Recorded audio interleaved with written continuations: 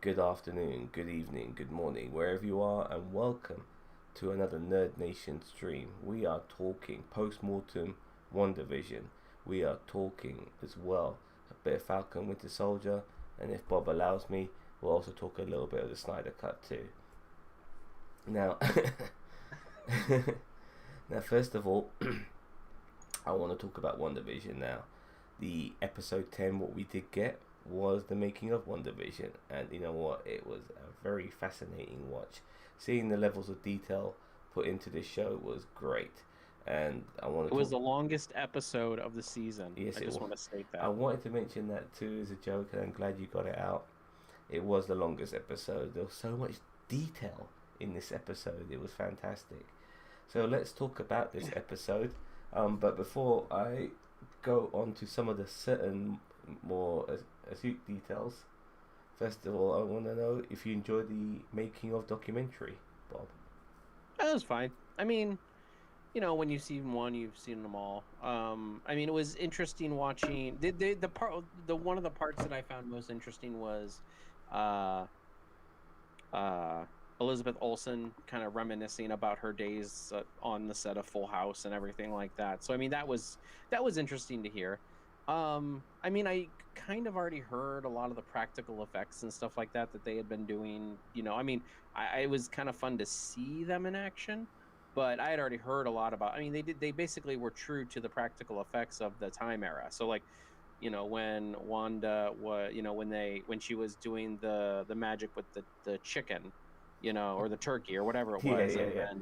and then like they like freeze, and then they went in and they pulled out the good one and they put in the burnt one, and they said good action, and then she's like, oh my, like you know, but I mean, those were all the practical effects from that era.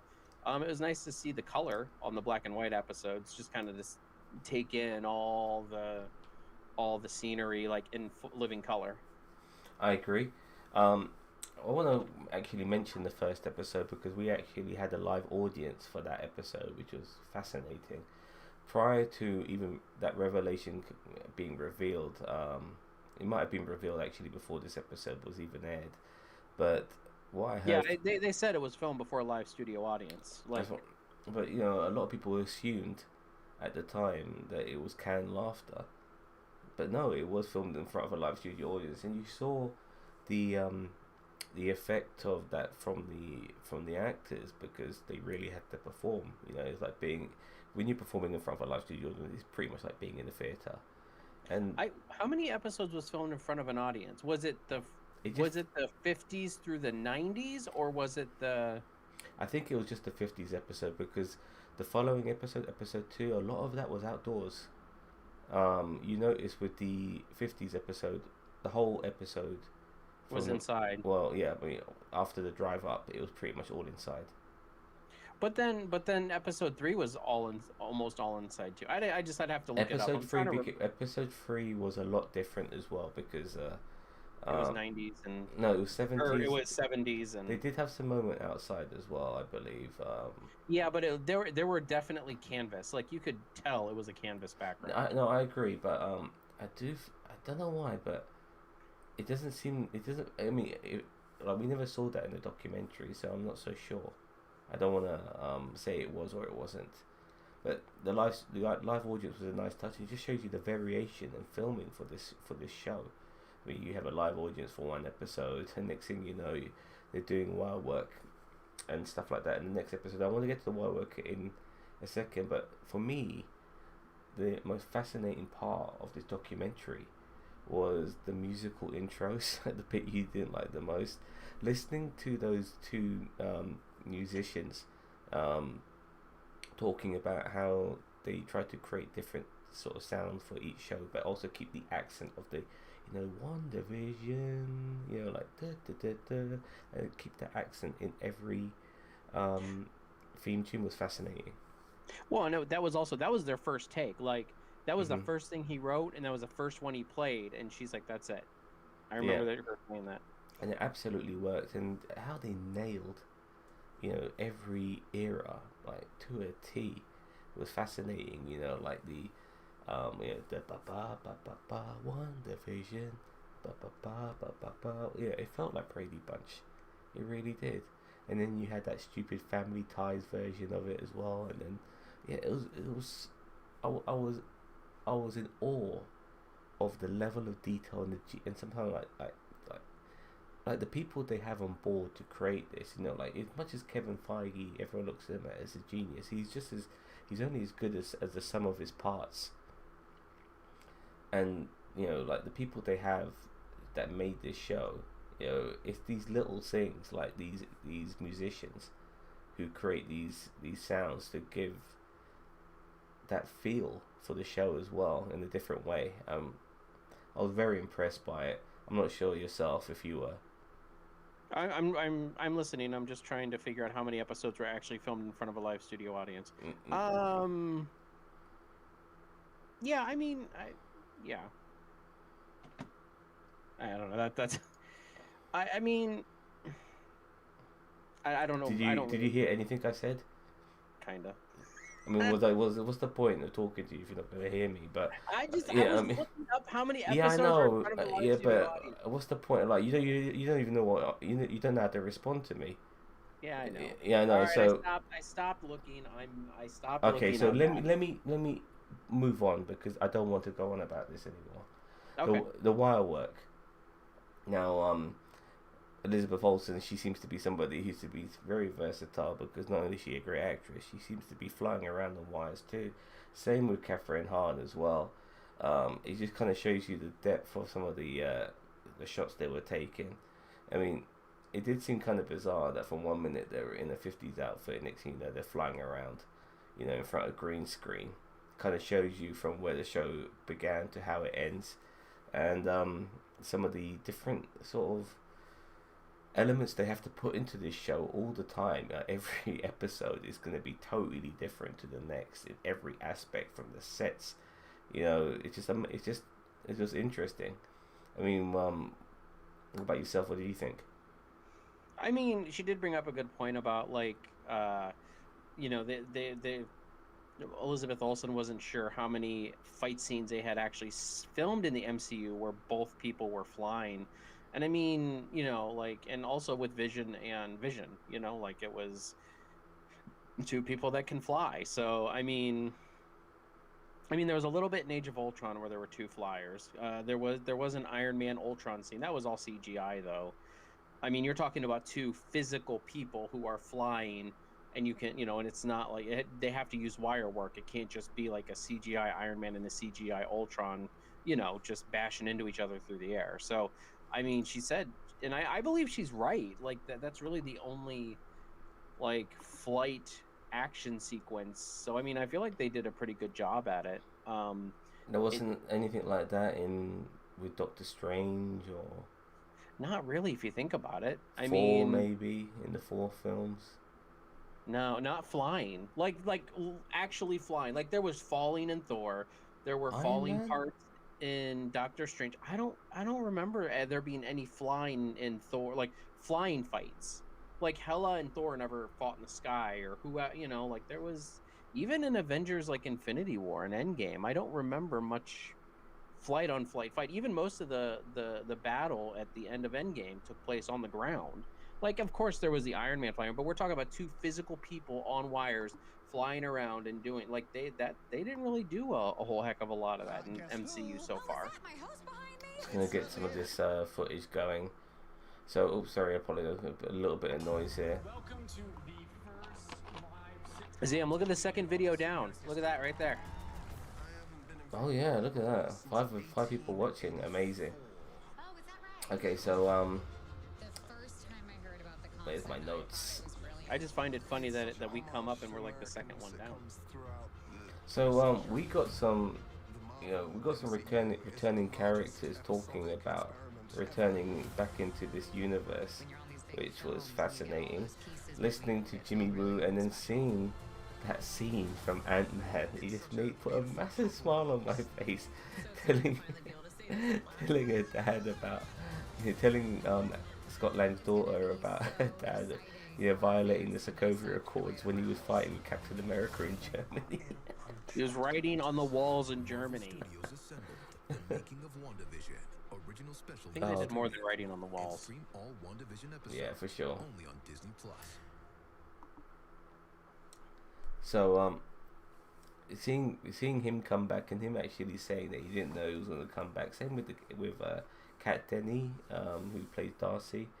Them not knowing they're going to come back, and they're all like feeling like. Which is kind of crazy because she's right. We have not seen Kat Denning's Darcy since Thor: The Dark World, which was in 2014. Yeah, for sure.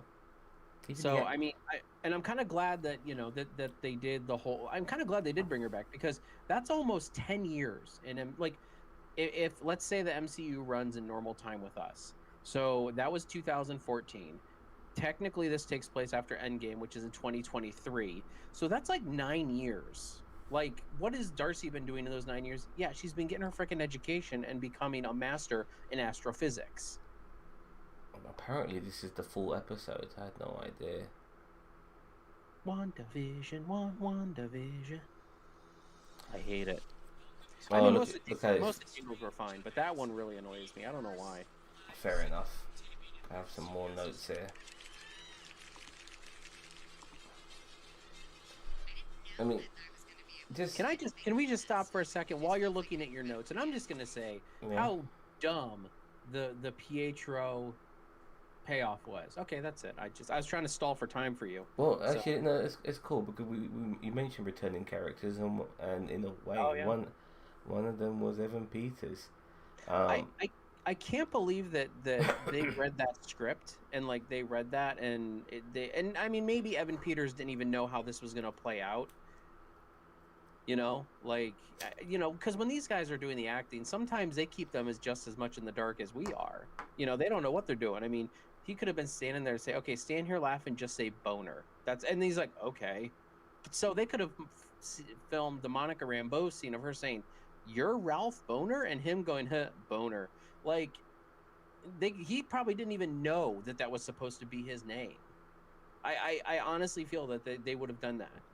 Look, I mean, for a start, you have to, regarding the actors being kept in the dark, you have to blame people like Tom Holland and Mark Ruffalo for that because they've been they can't keep exactly, and because of them, they've had to now get the I had Ray Stevenson in my car. Yeah, and when I had Ray Stevenson in my car, it was just before he started filming Thor Ragnarok, and he plays one of Thor's friends. He's the one with the sort of golden curly hair and the long big beard and stuff. He gets killed off by Hela in the third film. But the point is that when he told me that when the script he's only got his lines and some of the lines of the people around him. That's it. And you realise he says fuck all as soon as Hela comes in through the what's it called? That fucking portal thing. The Bifrost? The Bifrost or whatever it's called. She immediately throws a knife in him and stabs him, and he's dead. I know. There, like his script had to have been literally 1 page long. Like it was. Who's coming through the Bifrost? Is it Thor? I don't remember what his actual lines were. And then, like those were his lines. It was such a disgrace. I mean, I don't want to get on Thor: The Dark World, but it was such a disgrace to the Thor characters. That movie irks me in more ways than 12. Yeah, I can understand you're not a fan of that particular film, but we also got some new characters, and when I say new character, we got like a returning character as well in the actress in the character of Monica Rambeau. We got a different actress playing her now because she's a lot older, but just to see the joy in that actress's face when she realized she got the part and she was playing Monica and stuff, you could really see like how important it is to get these parts in this particular franchise. Did she actually know who Photon was? I think I with a lot of, I couldn't tell. I think with a lot of these guys is that once they get the part, then they study. They study it. Oh no, but these are actors and actresses, man. They really try to understand the role. And when it comes to comic book characters, there's a plethora of information out there for them to use, so they could easily understand the characters. Dude, what is going on with that video? It's purposely done like this so it could get past the YouTube algorithms and stuff like that. That's what I thought. But yeah, okay. Anyway, keep going. Sorry. So sorry, I lost my train of thought. So yeah, seeing the actress who ended up playing Monica Rambo and seeing that she got the role and the sort of the joy in her face was fascinating. I was very happy for her. I almost, I really appreciate that for her, and knowing that what this show is now created. And I want to quickly jump onto that for a little bit. People were upset with the show for a lot of revelations not coming into play, but we got more than you realised. We got Agatha Harkness, we got Wicked and Speed, we got Monica Rambo, we got Photon, we got West Coast Avengers Vision. Jesus Christ, we got so much out of this show, and people. I was about to say, I was not I think we talked about this a little bit. I was not disappointed at all with what we got out of the show.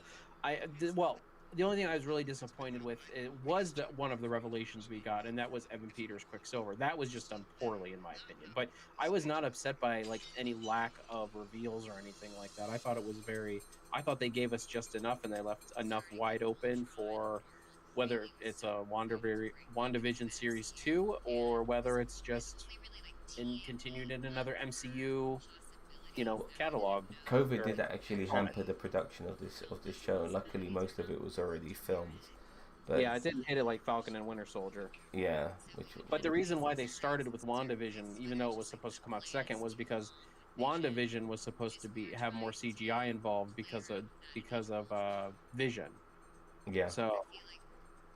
Also, one of the makers mentioned that we never really understood. I know it's a minor thing, but Senior Scratchy, we got a fucking rabbit that eats birds. We got a carnivorous rabbit, and apparently, what one of the makers said is that the scene where the kids are with Monica and now the non-mind controlled Ralph Boner, and they go into Agatha's basement, and that's where they see Senior Scratchy, and he mutates into this monster demon, which they end up having to fight. I think Monica uses more of her newfound powers, because right now she's only using her powers on instinct, in my opinion. She's not using it, because she wants to use it. But she doesn't realize she has it.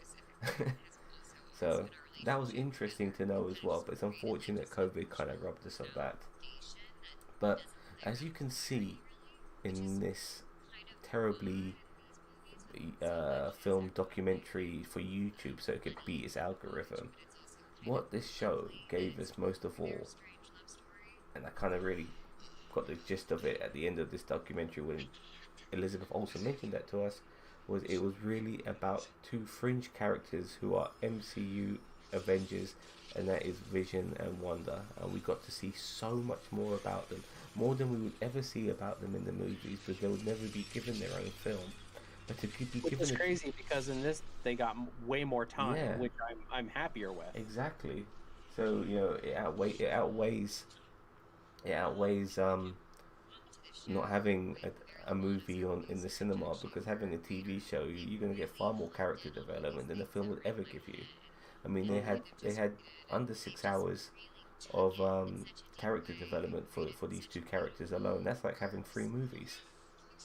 Well, and I mean, even though I think that parts of this show, especially the beginning, could have been cut down a bit, still, I mean, I feel like we got, we definitely got 2 movies worth of content right here. Like, this could have been WandaVision 1 and 2 content-wise. Like, I'm not saying that it would have been better as 2 different movies. I'm just saying, like, content-wise, it was, we definitely got 2 movies worth, I would say.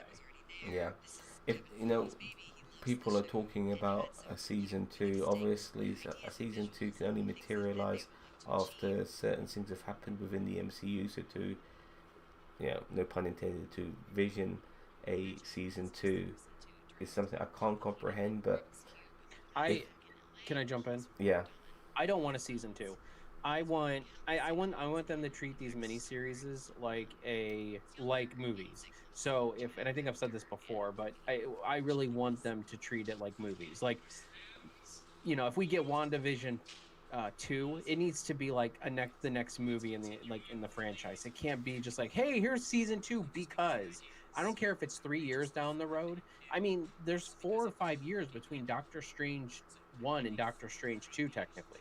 So I don't care if we have, with the MCU, the great thing about the MCU is that we've got so much content coming out from them that, yeah, it's not all about Wanda and Vision, but it's so expansive that we don't need it just to be about WandaVision. I don't want a season 2 next year. I think that's one of the things that the Netflix. I'm not did looking wrong at next year, by the way. I can't imagine this happening next year. Maybe 3 years, maybe 4 years. That's what I'm saying. Like, it needs to be like a movie. It needs to come out every couple years, maybe.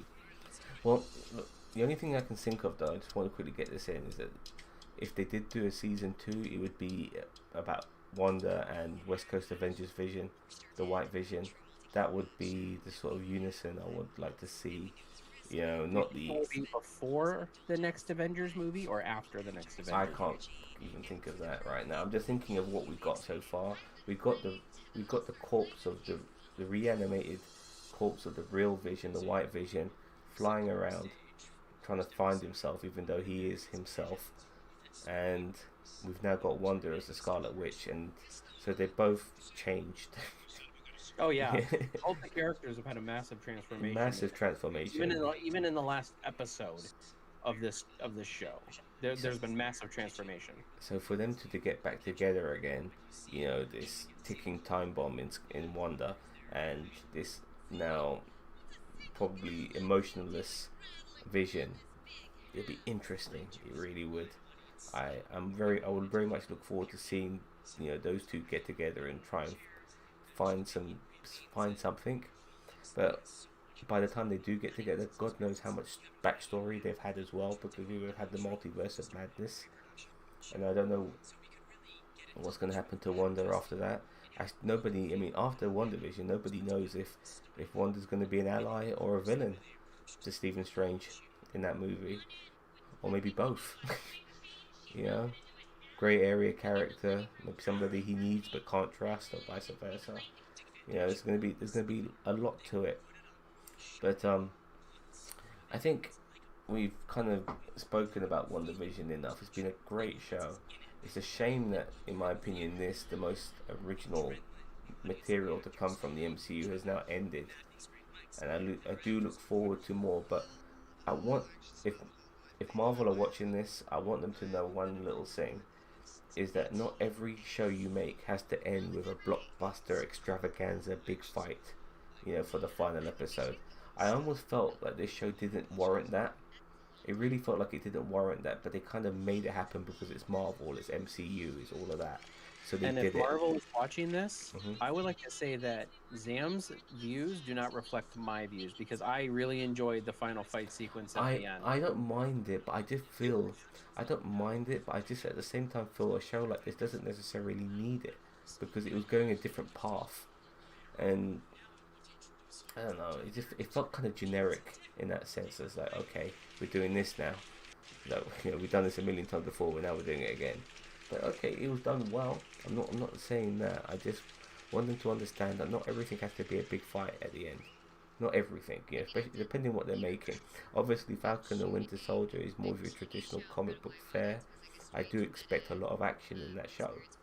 But something like Loki, well, you know, I'm not so sure Loki should be like wham bam thank you ma'am in every avenue. You know, it should be more psychological for sure. He's a trickster.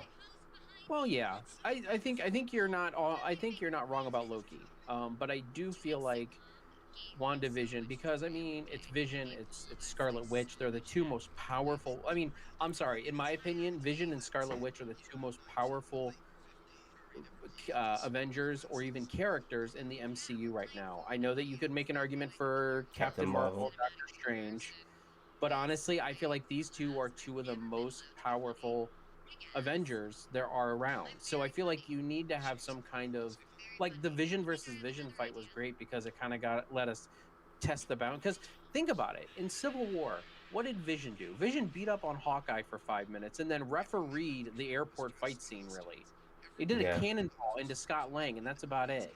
It's funny in the way, because he was technically on Tony's side. You know? And technically, I feel like, honestly, if Vision wanted to, he could have ended that fight. Like, that's could have ended that fight.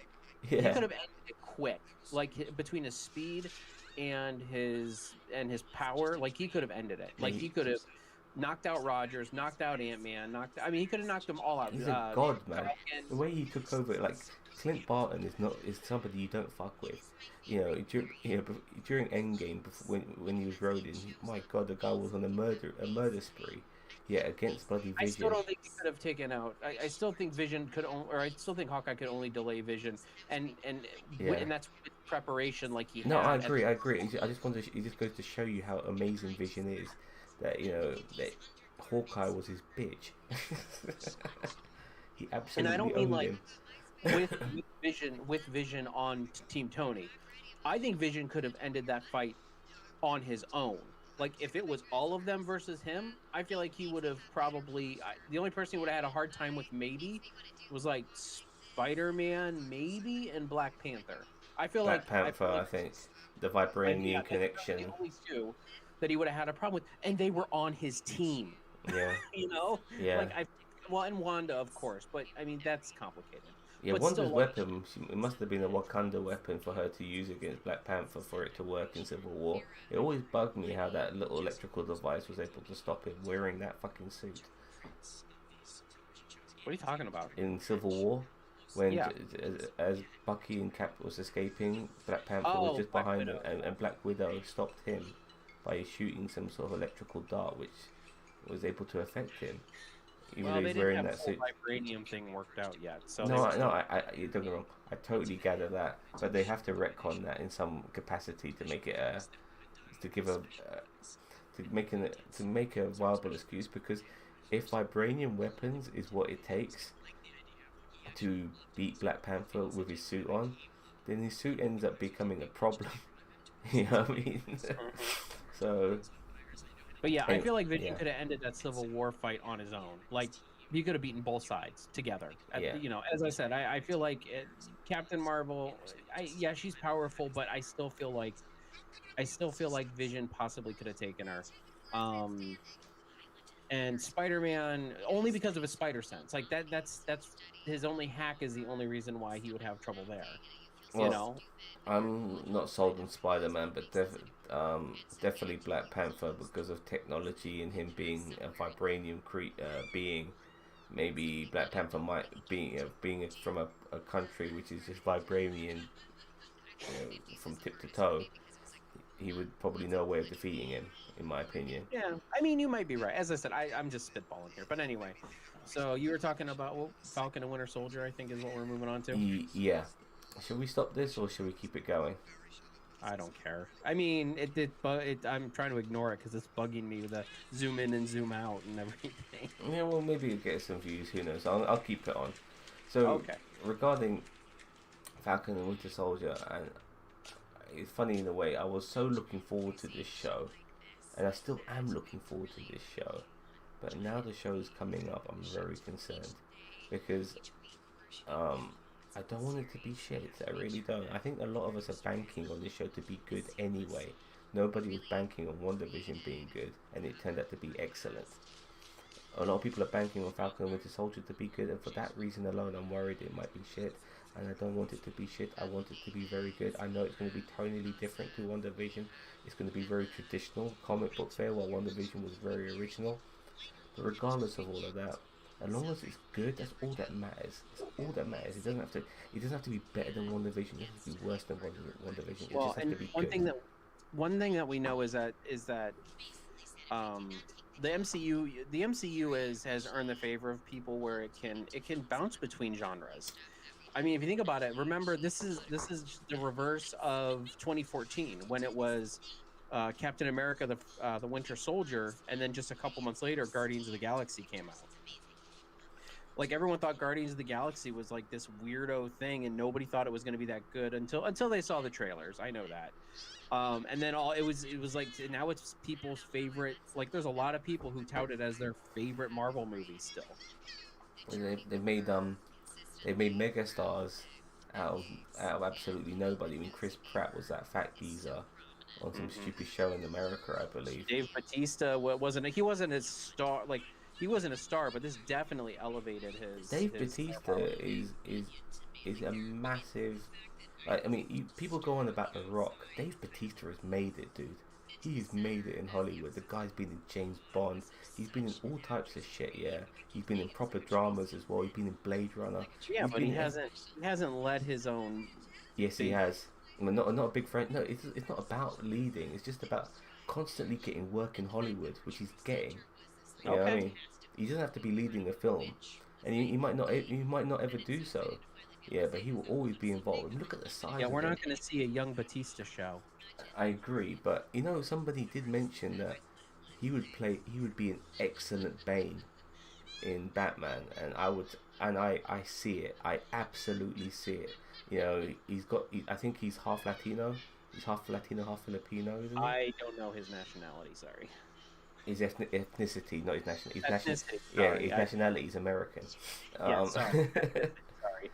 But the point is, I think he comes across as a very intelligent individual when he speaks. He's very well spoken. I think he can play Bane perfectly. We're talking. And the good Bane. We're not talking about the Arkham Asylum Yeah. Bane that's like, "Grrr, Bane smash." But a traditional Bane with fucking pipes going through his body and venom going through his blood.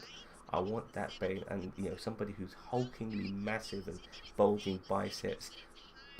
Bautista, I want to say by his real name, Dave Bautista. He fits that in my opinion, but that's just going on a massive tangent there. But nevertheless, he's made it in Hollywood. He's a proper star there. He'll always get work. He's been in a few films. He's been in that one film with that little girl. I think it's that spy film. It's a kid's film.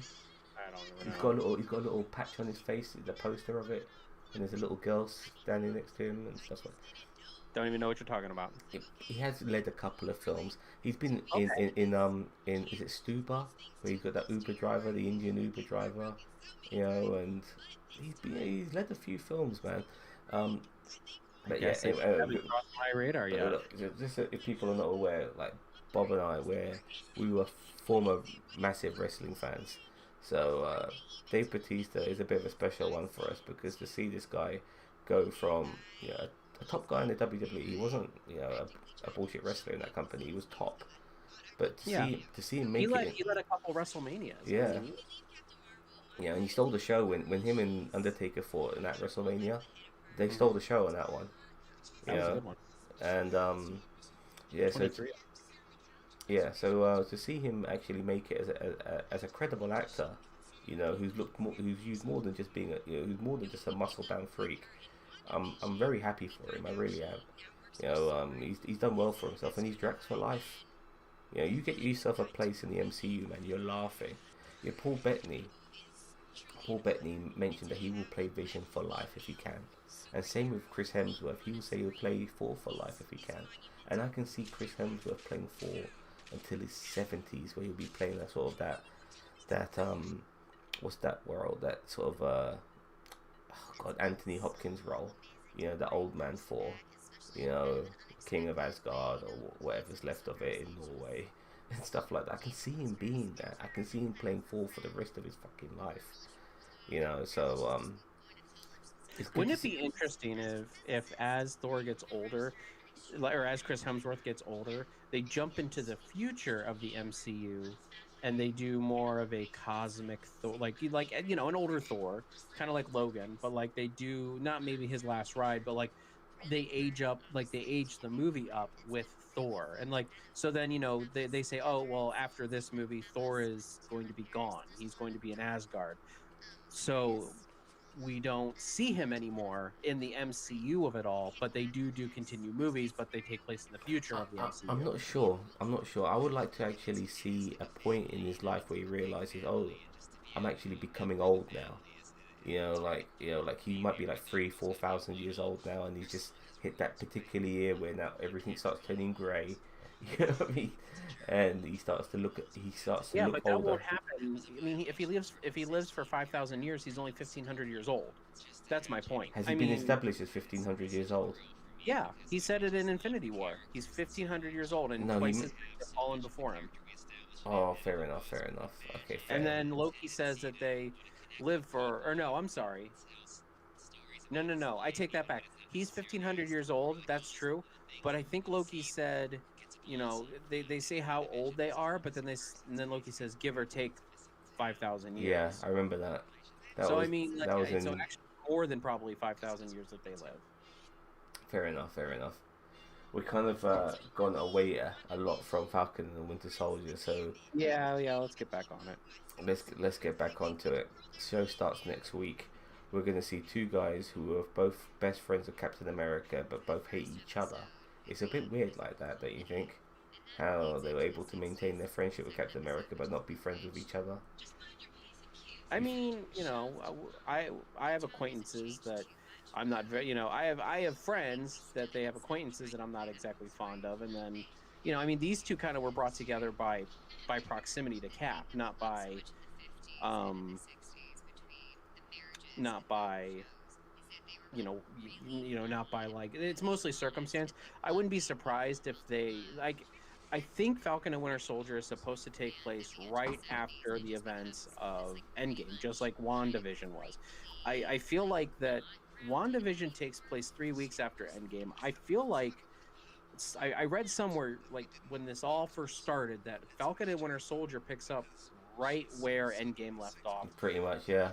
Yeah, so I mean, I feel like they really like Falcon and Bucky haven't really had a chance to even separate at this point until they probably get dragged into another adventure.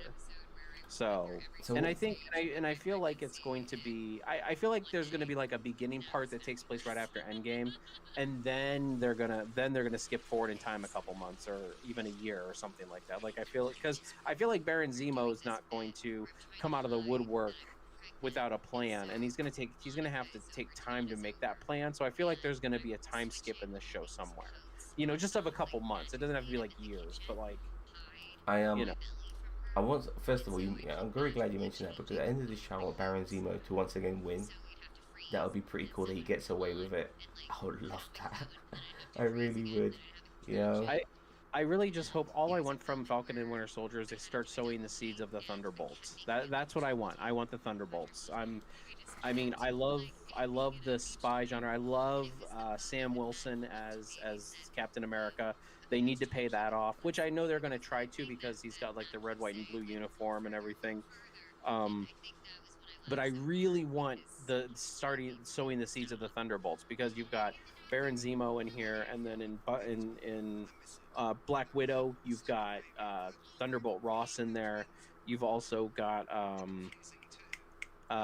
Taskmaster, which would be a great Thunderbolts person.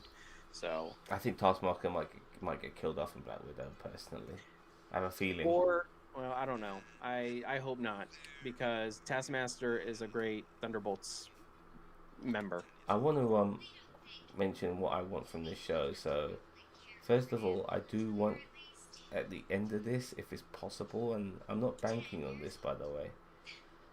I would love for Sam Wilson to become Captain America by the end of this show. That would be fantastic. But come to think of it, I really would love to see some sort of arc with Bucky. Like, I think Bucky, if anybody needs a break in the MCU, it's Bucky. Yeah, he really does. He kind of needs a break, man. And I really would love to see the old James Buchanan Barnes return to his persona because he's such damaged goods. And I do feel he's finally found some peace. He's a superhero, he's an Avenger, he's one of the good guys. He's trying to make the world a better place. And I feel by knowing that he's a good person again, I would love to see the 1940s persona come out a little bit from him. That for me would be a very important change in his arc. I want to see some happiness from James. I really do. I would love to see that. I'm not sure about yourself. Well, I mean, I guess you're right because every single arc that Bucky has been involved in has involved Steve. So, and the reason why I call him Steve is because I could say Captain America, but at this point, there's almost like 3 Captain America. Well, there's 4. Like, you've got Bucky, who's been a Captain America in the comics. You've got Sam Wilson, who's basically becoming the new Captain America. You've got, obviously, Steve Rogers, who was Captain America. And you've also got the U.S. agent, who is supposed to technically... I know he's U.S. agent, but I feel like they're going to try to make him Captain America. So, I mean, that's kind of why I'm like... I like your idea of having, like, an arc for Bucky. I mean, kind of like getting his... kind of like Cap having his happily ever after, just not involving time travel. Yeah, not involving time travel, and just I don't even want him to find a woman. I just want him to find peace. Yeah, You know, if I just felt like he was finding, because he seemed so miserable, and I just want him to be happy. I want him to start laughing and throwing some jokes, and just having a bit of a persona. Like, he doesn't need to be grumpy all the time. I mean, I want the show to be fun. I think Sam will hopefully bring that out of him. I really hope that will happen. I just hope I just hope that they don't go the plucky comic relief, because I want this show to be focused on Sam Not Wilson. plucky. I know what you mean. Comic relief, but I don't think he'd be plucky. No, but I know what you mean. Like, I don't want it to be over the top. Like, this is like, Sam actually has some really great moments in the MCU where, I mean, he can be that laughable, lovable guy, and he can be a jokester at times. I just, now that he has a show and you have more room, I don't want them to do that so much with him. Like, I don't want him to be a freaking dead weight. I don't know what word I'm looking for, but like just a buzzkill. But at the same time, I don't want him to be compensating for Bucky's like emo shtick with like this big plucky attitude. Like I want him to be kind of more like, I can't see. I was gonna try to compare him to one of the Guardians, but I'm like, like I was thinking maybe I was saying Rocket, but he's too sarcastic. You can't say Gamora because Rocket's a sociopath, man. I'll tell you what. I mentioned this earlier. If Rocket could get his arm, that would be a hilarious attack. It doesn't matter if it's in Falcon and Winter Soldier or not. At some point in the MCU, Rocket must get that arm. That arm's gonna show up on, like, in Guardians Volume 3, like that arm is gonna show up on his wall or something. He needs to get that arm. I want to see a payoff for that. You know what I mean? Because he wants it, man. So surprised he didn't get it in Endgame. They did so many payoffs. Yeah, he did. Yeah, he did mention. And by the way, talking about arms, somebody mentioned that that there are similarities to Star Wars regarding limbs, because so many people lose their arms in the MCU, and it's quite remarkable when you think about how many people have lost an arm in the MCU. Quite a lot of people. Right to the end when we go Thanos, you got Groot before that. You got Bucky. You got Ulysses Claw. You got the Yellow Jacket when he got contorted. One of his arms broke off before he died. You know. There was a couple more as well. It slipped my mind a little bit, but there's quite a few who've lost an arm in the MCU. In Iron Man 3, the people who regenerate their arms, one of them lost his arm and then he regenerated. I think it was Killian as well. It's more than you realise when you really think about it, so it's quite interesting in that aspect. So, are you more interested in seeing what happens with U.S. Agent or the Flag Smashers? I'm a bit worried about U.S. Agent, to be honest with you. I'm really worried that not. I mean, look, luckily for us, there's 6 hours of this shit. Yeah, I believe it's 1 hour long episode, maybe 45 minutes. I'm not gonna give them the benefit of the doubt. But we haven't seen fuck all in the trailers. Now, I don't know how much of a prominent role he's going to play. I'm a bit concerned that he's going to be more of a corporate villain almost, in a way. Like somebody who's out of reach a little bit. And maybe they come to get to him near the end when he's a bit more accessible. Because he's like a figurehead of the US, of like maybe the US military or whatever. He's not like a free guy. He's like a prize boxer. He's got all his bodyguards around him and everything. You know what I mean? No one's gonna get near him. When he's not in the ring. So that's how I think they're going to be treating him, and I don't think that we're going to get much from him. And I really hope I'm wrong. I want to be wrong for this, but I'm anticipating this because we got fuck all from him in the trailers. Fuck all, not even a word from him. We didn't even see his face. We saw his ass. We saw his ass in the trailer. The only pictures we've seen of him are behind the scene photos. Exactly. This is Kurt Russell's son here, man. You know what I mean? Yeah, give us a bit more out of him. I don't know. Maybe they're hiding him on purpose. What was, Maybe what was the name of that faction again? What? That there's a faction, Yeah, the Flag Smashers. the Flag Smashers. So they're going to be like the Antifa of this show, I guess. I don't know. I mean, like, I don't know what to make of the Flag Smashers because I need to see how they make it make it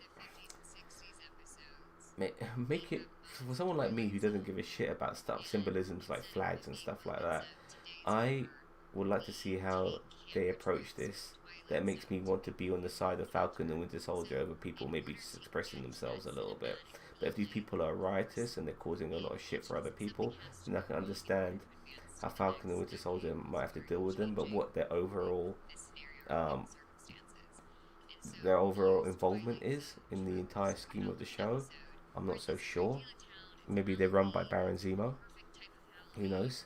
I hope not. I kind of want Baron Zemo to be his own guy. Like, I don't want him to be running a faction, like a nameless Yeah, but faction. someone like him. He's a chess player of a villain. He needs to be manipulating people. Yeah, but they just He- did that, and I know it's not as big of a scale, but they just did that on Supergirl. Lex Luthor was basically running Agent Liberty's. Yeah, but Supergirl is DC, and it's a tough. That's what I'm saying. But I mean, at the same time, I'm like, Yeah, I but don't. what else can he do? That's what he did. That's what he did in Civil War. That's what he's good at. He's good at manipulating people. You know what I mean? He's good at making people not even realize they're being manipulated. You know what I mean? He's that good. Yeah. Tony Stark had no idea what the fuck he was doing until he realized that he was being manipulated to go to that bloody base to see his parents being killed on that video footage with the killer right next to him. That's what he was manipulated to do. He's very good at that, and that's what we need to see Baron Zemo doing, because he can't fight a war on his own. He needs his captains, he needs his soldiers, and he needs to influence and manipulate people to do the things he wants them to do, even if they don't realize that they're not supposed to do it. Like the Avengers. I mean, they basically fell in it. They fell for every trick he pulled, and I loved it. You know, the best villain in the MCU, without a doubt. You know, Definitely up there. well, he won before. He won before. I still Before think Thanos did. I still think Bardock the Leaper is still the best villain in the MCU. Yeah, very funny. And you know he is coming back, right? Is he? Yeah, Bardock the Leaper. He is in this. He's already talked about him coming back and doing stuff. Talking about somebody coming back, Sharon Carter's coming back. Now Yeah. this is interesting because they kind of they did a little bit of a fuck up by making him have a possible relationship with the niece of his ex-lover, but that never materialized. Here's the thing. Peggy. Well, I mean, at this point in Civil War, Peggy and Steve they've kissed. That's about it. Now I understand where you're coming from. I know. Yeah. You make a good point, but fair enough. I know what you mean. But I mean, so I get why people are like, ugh. But at the same time, it's like, okay, they shared one kiss, like, and now she's like 90-some and demented out of her mind.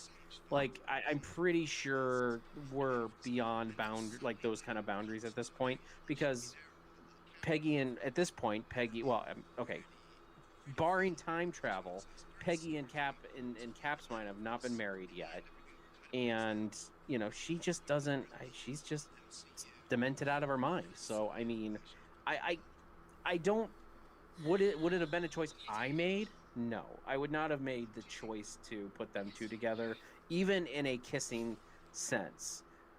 Maybe like making her attracted to him, but him, you know, she would have been an antagonist to his love for Peggy, just because she likes him and he's very torn because Peggy's still alive. You know what I mean? Like, but at the same time, you know, I get why people are kind of like, oh, that's a bit much. So anyway, keep going. I mean, she is back in the show. I don't know what capacity. I hope she's just there as a useful character, and she doesn't end up having a relationship with either Sam or Bucky, which I find a bit weird. You know, I did notice, by the way, moving on from her, but unless you got any more to say right regarding Sharon. No, I'm not too fussed about Sharon Carter. I thought she was poorly used Do not kill her off in this show. Do not kill her off. Honestly, if they did that, I'll be very upset because they But don't. why? What's her potential to be? It's not that yet. But the trope of killing off a female character to get the men all wild up is an old trope, and I don't want to see that happen. I don't want to see that happen. I don't feel like that's what they would go for here, though. I feel like they would kill her off just because they don't have anything for her to do. As we said, she like that whole little weird. And I mean, if they find something for her to do in this show that makes sense, like Jimmy Woo. Jimmy, you could have in Ant-Man and the Wasp, you could have killed off Jimmy Woo, but we liked him. And now he's even back, and now he's even becoming more versatile in the MCU because he's now a part of different properties. If they want to do this with Sharon Carter, that's fine. Put her in something, but now she's still kind of hanging out with Cap and his I don't think she's on the run anymore though, because she kind of once what do you call it? God, Hydra was eliminated. Well, actually, the Civil War thing was not to do with Hydra. My bad. Sorry, Civil War was a totally different thing. She basically helped a renegade officer, so to speak, in Steve. So now after the snap, she might have been forgiven because but I guess we'll have to find out. Did she get blipped or not? Did she get snapped or not? We don't know. Okay. I have not seen any official talk of that, but it may be out there in an interview somewhere. But I don't think we have any. But I'm sure we'll find out in this series. I feel like they're really trying to fill in a lot of the the whole thing with Hawkeye.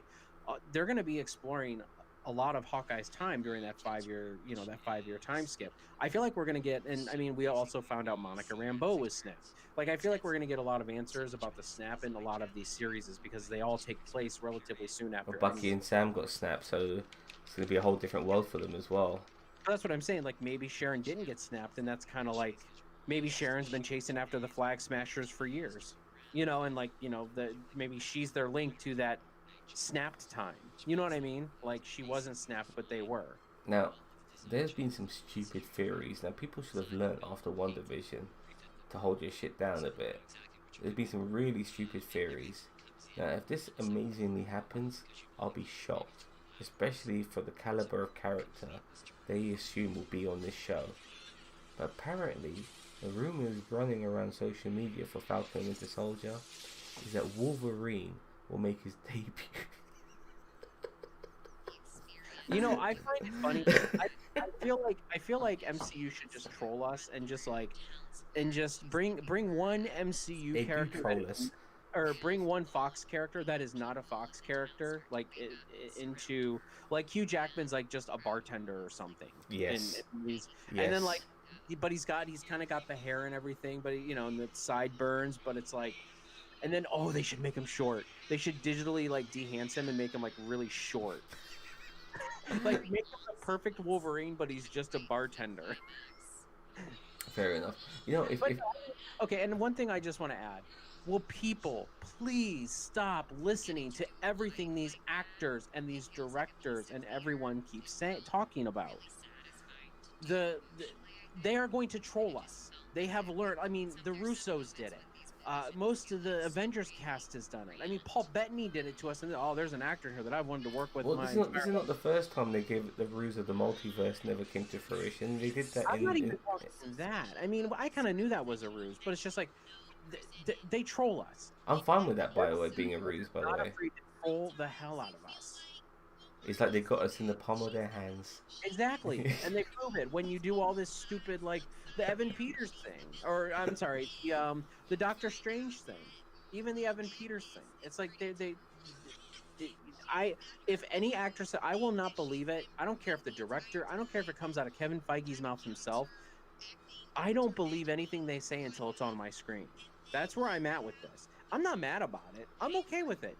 But people are like, oh, well, Kevin Feige said that. Yeah, well, when I see it, I will believe it. Yeah, I totally agree. And I saw on the trailer there was a name drop for Doctor Strange, so people are assuming Doctor Strange is going to show up, on this show as well. And I doubt it. I'll be honest with you, I was assuming that Rhodey would show up on this show, and now I'm not so sure. I think we're going to get similar to what we got on WandaVision regarding, brand new characters. Like, in Photon, we got a brand new character. We got a brand new character in Agnes. We've got brand new characters in Wiccan and Speed. I think we'll get brand new characters from this, not necessarily returning characters. New people will come from this. And they've also said that that Abomination, whether it's in human form or hulking form, Abomination's going to be in She-Hulk. I think in every series they're trying to get a oh crap moment. Now I know that we didn't know about Evan Peters going into WandaVision, but I feel like we're going to be looking out for it now more. Well, look, the fact is that I do think we'll get a super cameo, and Evan Peters was that super cameo. In WandaVision, there's no doubt about it. So if there is a super cameo in Falcon and Winter Soldier, who do you think it'll be? I'm gonna stick with Rhodey. I think that makes the most sense. I think it's going to be Thunderbolt Ross. I consider him a super cameo because I agree, but him kind we're of talking cameo. We're talking cameo now. Yeah, so as a cameo, he has to only be in the show briefly. If he starts being in the show regularly, he's no longer a cameo. Well, he's a part of the cast. You consider Evan Peters a regular, even though I see where you're coming from with that mindset. Well, the way he was used, his cameo, I know what you mean, but the way he was used was very sparingly, and plus his introduction was like, we never even saw this coming. It was like, this is not even an established actor in the MCU, for fuck's sake, but he's playing a character who is, and so the meta moments of it was that was a totally different thing. Someone like Thunderbolt Ross, he could, if he did the same as what Evan Peters did by being in the same amount of time, I would look at him more as a cast member than a cameo. You know what I mean? Or the other person. Well, okay, let me put it this way. Cast member wise, like Evan Peters, I would say Thunderbolt Ross. Cameo, Old Man Steve Rogers. Old Man Steve Rogers is an excellent one. Excellent one. Well, I don't want it to be just like a, you can do it, Sam. You're the guy who wields the shield now. The funny thing is, I can see an Old Man Steve cameo more likely to happen at the beginning than at the end of the show. Because we got Old Man Steve at the end of Endgame. It would feel weird to see Old Man Steve at the end of this as well. I don't think it would hit as hard. It'd be better that he's at the beginning where he's meeting him, having a chat with him, and then moving on. Maybe Old Man Steve is lying in his bed, he can't move as much. He's over 100 years old. Obviously, the super serum, 17, I think is what they said. Yeah, the super serum obviously has helped him significantly, to be so active at that age. But Well, his lifespan, I think they guesstimated with the serum, and based on his aging pattern, I think they said he will live to be 120 to 130 years old. I think is what they said. Because how old was he in Endgame? Because he didn't blip. Not including taking the frozen out, taking him being frozen out the equation. Yeah, how old would he be? He was in his mid-20s when he crashed. He was frozen. Yeah. So he would have been in his mid-30s. See, he was in his MCU, or he was in the MCU for about 11, like 16 years. Yeah, but 2023, he would have been in his mid-30s. No, I think he would have been almost 40, actually. Oh, yeah, good point. Okay, so at the end of Endgame, so he's in his early 40s, late 30s, whatever. He goes back in time to the 50s. And then 50s, 60s, 70s, 80s, 90s, 2000, 210, almost and 220s. So that's 70 more years. Jesus Christ, he'd be like 110. 90. If he's in his 40s. Yeah, he's almost 120. That's what I was saying. He's like 117 years old, I think somebody guesstimated. But yeah, he's like almost 120 years old at that point. And I mean, with his aging progression, like people have said that he would probably live to about 130, maybe more, because of the serum, obviously. I mean, he looks like he's in his 70s. Yeah. He looks like an able man in his 70s at the moment. I think he could live a little bit longer than that. Than 130 years old. No, I don't know. But anyway, I feel like a cameo by, and honestly, I know it sounds stupid and it won't happen, but I feel like instead of to replace the Stan Lee cameos, I feel like Old Man Steve should be the cameos. No, Like I just what I've heard, the rumors are is that Deadpool will be taking over, and I like that. I don't know. It's too. The funny thing is, certain films don't need that comic moment to take you out of the tone of Yeah, the but film. it's like Stanley never wore a costume. Stanley wore normal clothes. You got Deadpool running around in his big red and black outfit. I mean, I guess you could put him in normal clothes. No, but with it all on. depends how you use him. You could just be somebody walking in the background. You know what I mean? And there's Deadpool. Look, there he is. He's walking into that shop. You know, that's how they could use him. But honestly, I personally think they should retire this cameo shit. You know, like move on. Like the stories are more important than some Stan Lee level of cameo. Regarding cameo, I'm not saying moving on from cameo generally, because like I said, I do believe that we'll see a cameo in Falcon and Winter Soldier, the same way we got one in WandaVision. You think it will be Old Man Cap, or you hope it will be? I think I'm going to go with the safe bet of Steve Rogers. Do you think we're going to see anything X-Men, like not character-wise, but anything X-Men related in Mandapore? Because Mandapore, is a very That's why people mention Wolverine. That's why people mention Wolverine. Wolverine didn't have much to do, as far as I remember. Wolverine didn't have much to do with Mandapore. How about a pre-Madam X?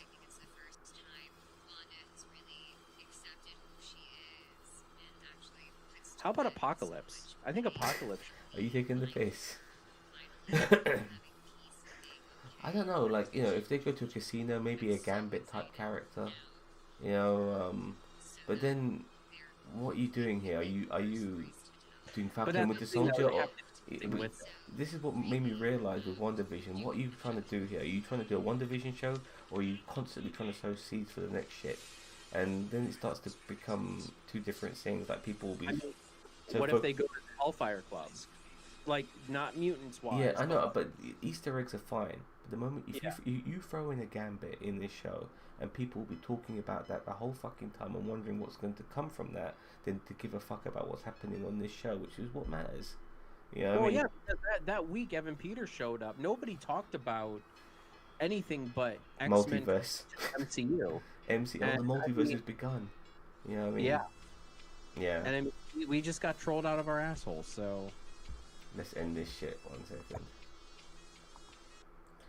Okay, so let's quickly finish this off with some brief chat on the Snyder Cut. It is coming out next week. It's going to come out before Falcon with the Soldier, and we will be reviewing the first episode when it does come out. But I am cautiously optimistic. I'm less optimistic now after seeing another trailer. I wish I never saw that trailer. It's like Zack Snyder doesn't know. I think Zack Snyder doesn't know what color is. He must be colorblind. At the same time, Joss Whedon does too much color. It's like polar opposites. This film does fascinate me to the sense that it's 4 hours long. I mean, I hear about director's cuts all the time. This is ridiculous. This is pretty much a different movie with some familiar scenes. They film more additional scenes on top of that. So, I mean, basically what they're doing is they're revamping this whole shtick to be something more than it was before. And I get it. They're not filming any more Superman scenes, so everything in this with Superman is going to be like authentically filmed years ago. No Mustache Gate. Yeah, before Stashgate. So... But I think with this film as well, like we're getting a Flash movie, we're getting a Cyborg movie in this film, which is why it's so long, because I think there's a lot of origin for Cyborg, there's a lot of origin for Flash in these films. Ahead. So go on. I think this is gonna be just why okay. I cannot figure out the logic. I like DC movies. I'm sorry. I liked Aquaman. I'm not saying they were the best movies. I'm not saying Aquaman's alright. It's alright. But I liked Aquaman. I liked Shazam. I liked Wonder Woman. I even liked Wonder Woman 1984, although it wasn't as good as the original. I understand that. I hate that film, but go on. I even like the original Justice League for what it was, and I know everybody loses their shit when I say that. I even liked Man of Steel, but here's the thing: everybody shit on Zack Snyder for Man of Steel, Batman v Superman, rightfully so, Suicide Squad, and then He didn't make Justice. Did he direct Suicide Squad? He was heavily involved in it. Zack Snyder was the Joss Whedon of, which is ironic to Oh, say, DC. of DC at that point. He was kind of overseeing a lot of all the films. Like Joss Whedon was kind of a consultant on all the Avengers stuff, moving on from the first. Well, even before the first Avengers, you know, that's kind of what Zack Snyder was in here. And I mean, everybody shit on him for all that stuff. Even the initial like previews for the Snyder cut, like before it was a Snyder cut, you know, the initial stuff and imagery and everything from the Justice League back in 2016. Everybody was shitting on it. Why do we think it's going to be better now? Just because we got a mediocre at best movie, Justice League movie, now Zack Snyder's version is going to be better? It's his vision. Yeah, well, guess what? His vision, you know, was Man of Steel, Batman v Superman, you know, Suicide Squad, all this dark and dreary dumbassery, and everybody hated it. And now he's the savior of DC, apparently. I'm not looking at it from that perspective personally. I'm just looking at it as just some more material for us to watch. I mean, I understand that, and I'll probably watch it. But at the same time, it's like I don't understand this love. No, I 100% agree. I'm going to judge this shit after it comes out 100% as well. I'm very much in the dark on this because it's a very weird situation to be in. Like, we've seen this film, but we haven't seen this film. It's weird. It's weird. I mean, there's going to be so much more new footage, and then we're going to have to see. I mean, I'm going to actually watch Justice League the day before the Snyder Cut, the Joss Whedon version, just to get an idea of what they used from that film to this movie. You know what I mean? And just try to understand it and make sense of this. This is a very fascinating situation to be in. To see I know. the same film with the same actors being done with a different director, with a lot of the same shots being used but differently, and they said that they're only using 25% of what was in the Joss Whedon Justice League film. Okay, fine. That's still interesting. I mean, but you say they're using a lot of the same stuff, just adding in. No, they're cutting a lot of the. Mate, the film. Mate, we're talking a 4-hour movie, yeah. So I'm looking. So when I say a lot of this stuff, I'm trying to, in the sense of like 25%, a 4-hour movie. I mean, that's 60 minutes. Yeah, exactly. That's one episode of the. So that's a decent amount, you know. It's gonna be very. Is it 6 parts or 4 parts? I just know it's 4 parts. Oh, I thought they said 4 1-hour parts. Is it? Okay. I thought it was.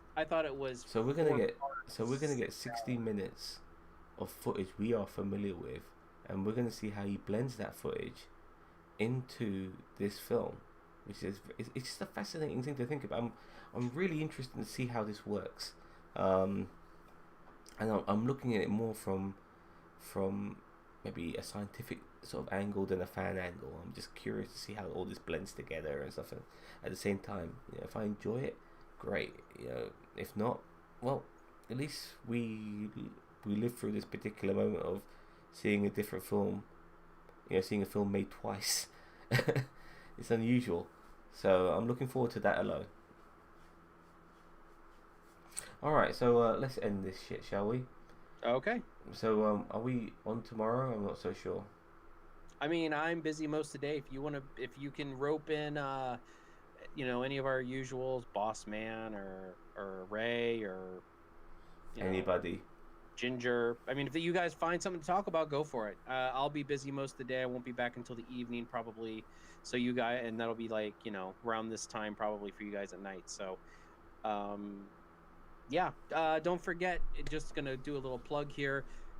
We have our fan film reactions coming out We had one come out yesterday, which is Batman. Dying Isn't Easy. And this weekend we have next Tuesday we have our Assassin's Creed ranking tier list. Yep. And We just start part 1. Yep, we'll be doing other tier lists as well in the future. We'll be doing X-Men and probably DC. So keep an eye out for that as well. We're always coming up with stuff. Anything that is relevant, we try to get it on this channel immediately. We're a small channel, so be part of this community and help us grow. It'd be very much appreciated. Until then, Bob, I'll see you later. Thank you very much for watching and have a nice day.